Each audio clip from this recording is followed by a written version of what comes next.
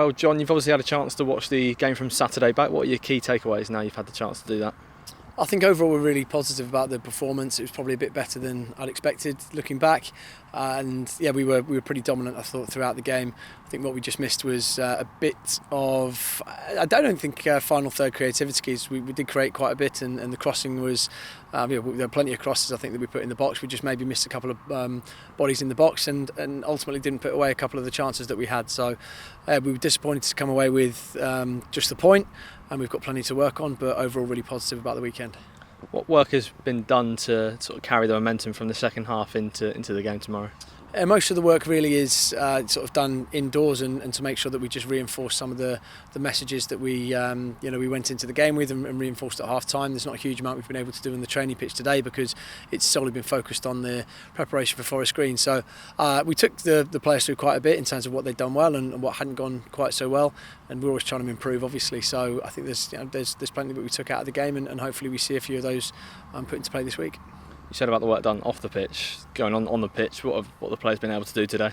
Yeah, very little. It's been a sort of recovery session for the ones that played at the weekend, and with the fact that we have a game tomorrow as well, we just need to make sure that we keep everybody fresh and keep everybody sort of bright. And we did a bit of tactical work in setting up for Forest Green, and that was probably the extent of it really. Just with this sort of spell of games, the period that we have at the moment, the amount of games that we have, I think at least 7 in August, just means we have to make sure we keep an eye on the physical side of it for the players. And it's a change of competition, a chance for rotation. Can we expect to see much change to the 11? I think what we'll do is we'll go with a really strong side regardless, and there's plenty of people that, having done well at the weekend, are vying for places, and that's starters and subs that came on as well. So we've got really healthy competition in the squad this year, and I think we'll see how that pans out when we have these back-to-back games, because that's when we need the strength and depth. What are you expecting from Forest Green? I think they're a very good side. Obviously relegated from the league last year, but they've rebuilt pretty well in the summer with a new manager, and he's not had a huge amount of time with them, but we saw from their game at the weekend that they've got a lot of principles that he wants to put into place, and play some really good football. And they're I think a tricky side to come up against, especially at their place, where this is a side that pretty recently had a huge amount of success at this level. So yeah, we're going to be very, very wary of Forest Green. Expect them to have some excellent players in the side as well. There's a few that I know, and I'm sure that they're going to come and prove a real challenge for us.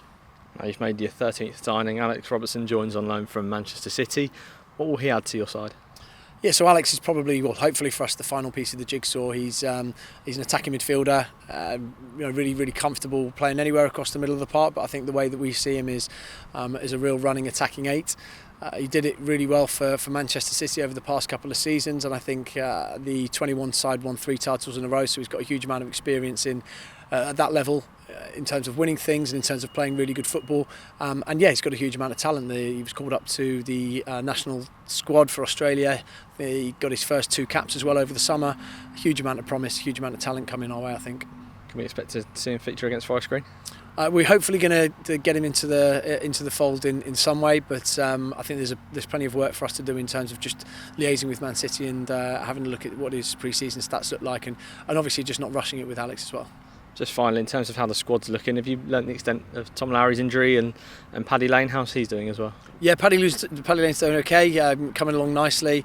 It's still going to probably be a couple of weeks before we actually see him fully back out on the grass, but Tom, we're just still waiting to see the extent of it whilst the swelling of the knee goes down. We'll have a bit more news on that later on this week.